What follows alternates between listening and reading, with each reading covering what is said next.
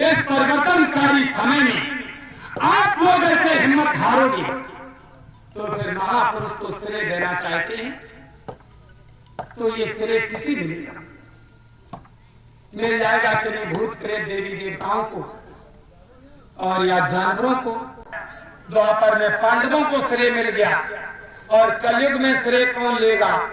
अरे लोगों, बड़े भाग मानुष तन पावा, सुर मुन दुर्लभ ग्रंथन गावा। ग्रंथों में लिखा है कि देवी देवताओं को जो शरीर नहीं मिला वो हम तुम लोगों को मिला है।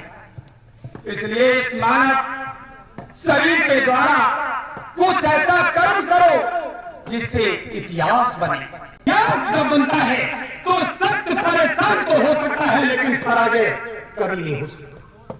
सत्य परेशान तो हो सकता है लेकिन वो पराजय कभी नहीं होगा, क्योंकि मैं सत्य न्याय धर्म की स्थापना के लिए और अन्याय के खिलाफ लड़ने के लिए, तांबा पीतल चांदी के सिक्के चलाने के लिए, महान संत सम्राट नेताजी के रहस्यमय मृत्यु प्रकरण से पर्दा उठाने के लिए और मथुरा में तथा कथित गुरुदेव की मृत्यु से पर्दा उठाने के लिए जब आया हूं तो मेरा धर्म का रास्ता है।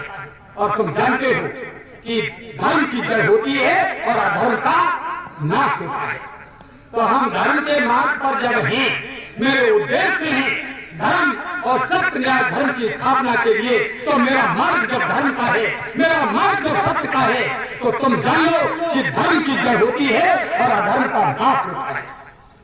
तो हमारी तो हार कभी हो ही नहीं सकती।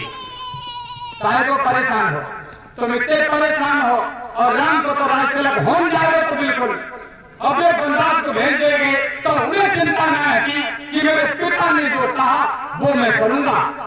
कहा कि सुनो तात सोई सुत बड़ भागी, जो पितमात बचन अनुरागी। आज पिता माता तुम्हारे कौन है? अगर दीदी माँ है तो हमारे समझ में तो गुरु जी तो दिखाई नहीं दे रहे। पिता है, भैया है, जो कुछ तो योगी राज है। तो सुनो तात सोई सुत बड़ भागी और जो पितमात वचन अनुरागी।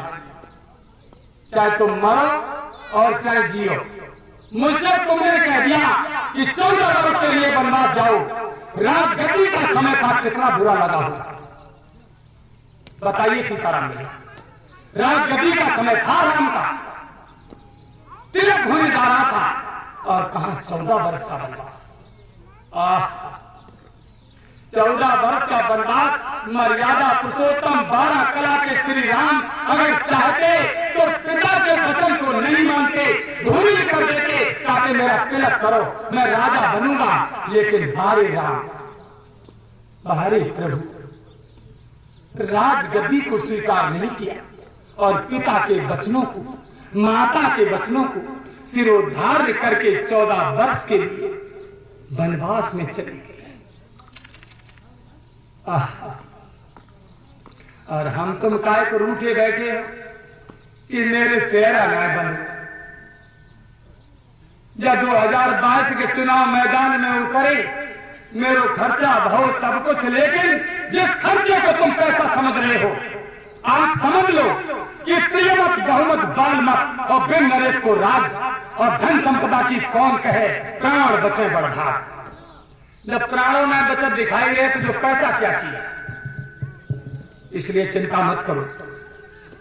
राम ना जयलानी, योगी राजकृष्ण ना जयलानी, राजा हरिश्चंद्र ना जयलानी, तो हम तुम क्यों दहला रहे हैं?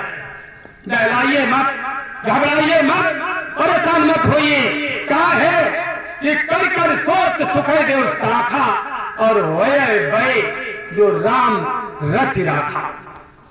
प्रभु ने जो लीला रस दी है, प्रभु ने जो इतिहास रस दिया है, तुम जानते हो कि वाल्मीकि ने लिख दिया था कि वाल्मीकि आश्रम तक रामायण जाएगी, इसके बाद सीता जमीन में समाएगी, इसके बाद राम जाएगा, तब सत्य धर्म की स्थापना हो जाएगी।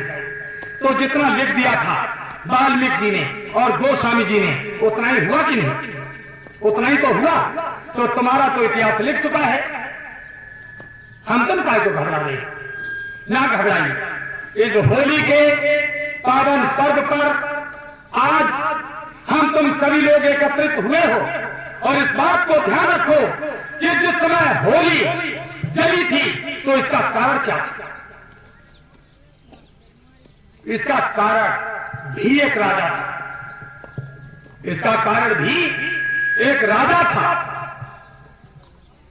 बोलो, होली जो जली थी, इस होली का नाम होली नहीं था, इसका नाम था होलिका। ये बुआ थी प्रहलाद की। और जब होली जली काय को, जब एक राजा के कारण जली है, और वो राजा कौन था? हिरण्यकश्यप। हिरण्यकश्यप के कारण ही तो होली जली, नहीं तो हिरण्यकश्यप अगर प्रहलाद भक्त की बात मान जाता तो काय को बाकी बहन जलती और काय को नाखूनों से हिरण्यकश्यप फाड़ा जाता। अपने भक्त प्रहलाद की बात को ही तो नहीं माना था राजा ने। क्यों भाइयों? राजा ने भक्त की ही तो बात को नहीं माना था और प्रजा ने भी नहीं माना। प्रजा ने भी नहीं माना क्योंकि तलवार लेकर के हाथ में जब घूमा तो उसने कह दिया कोई राम का नाम लेगा तो सर काट दूंगा।